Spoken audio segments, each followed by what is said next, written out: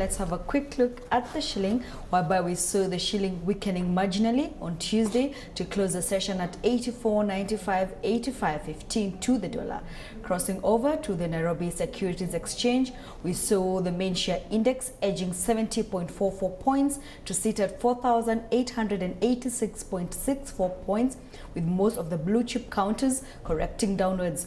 Crossing over to the all share index, we saw the index shedding 0.7% to stand at 125.24 points, with market capitalization easing by a similar margin to 1.7 trillion shillings. With us in studio, we have Moses Wairegi. He is the head of research at Sterling Investment. Many thanks for joining us. Sorry about that. Now, the downward trend that we're seeing in the Nairobi Securities Exchange, anytime you're about to hit the 5,000 mark, we see it pulling back quite a bit. How much lower do you see it going? Okay, thank you for the question.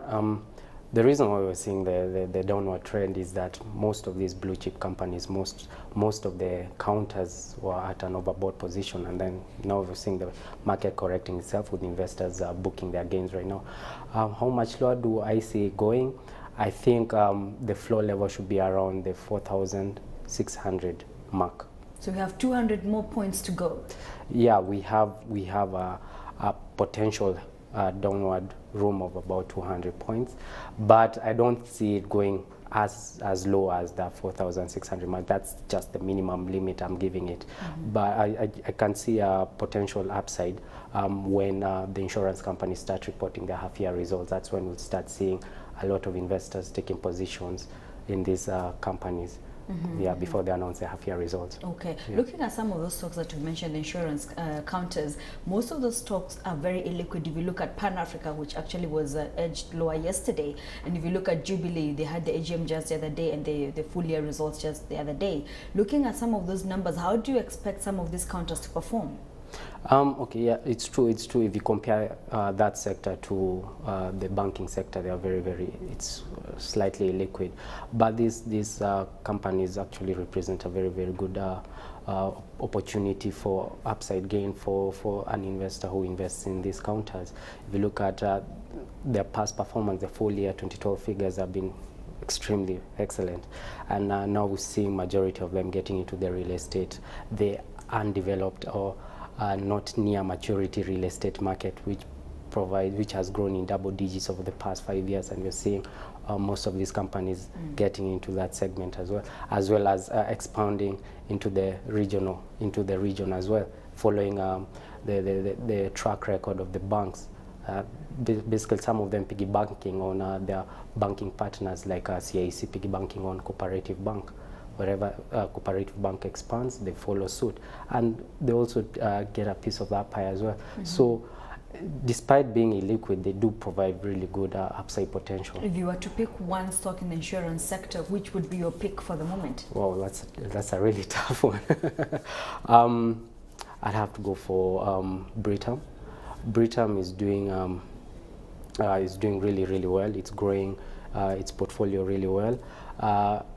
The fact that they're also expanding into the 5 countries in the region is also a big plus, as well as the real estate fund that they want to set up and the buildings that they want to set up in Nairobi. We do expect the groundbreaking ceremony probably sometime before next year. So that will really put Britam in a very great position. Yeah. Looking at the banking stocks, you've mentioned some of them. CFC is one of the stocks that edged higher yesterday, about 4.4%.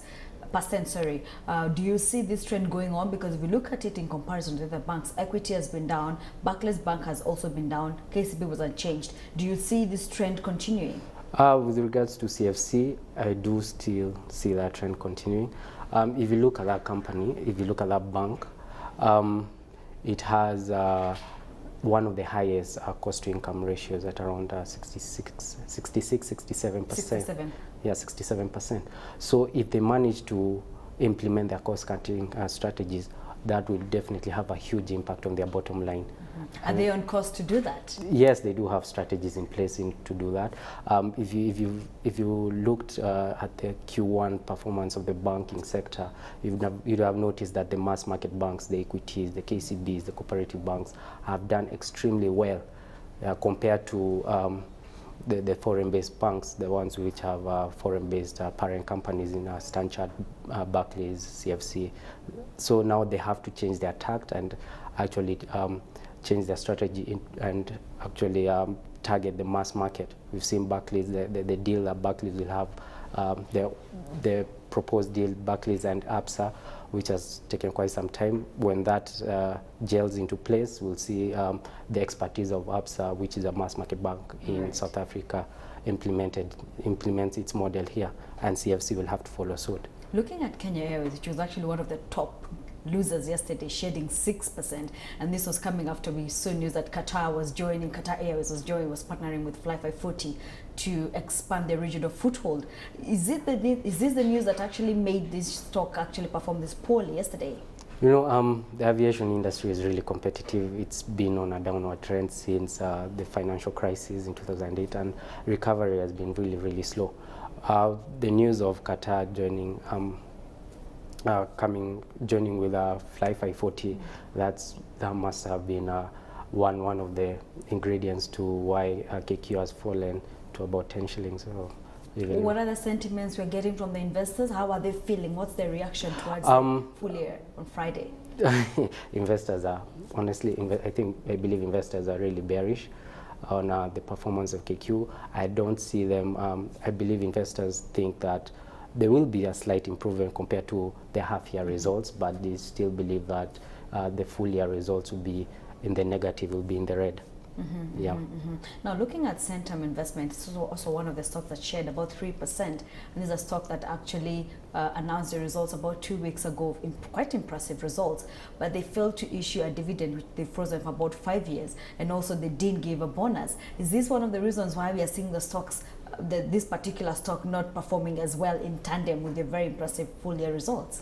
I think the reason why the stock has declined by what you say about 3% is because investors are basically booking their gains. The fact that they did not issue a bonus is a good thing for investors because that would dilute the share value. The fact that they did not issue dividends, which they haven't done since I think 2009, shows that the company has so much investment, positive NPV projects in place that they rather not pay out dividends to shareholders and issue and would finance those positive NPV projects. We've seen that we've seen progress in their Two Rivers project.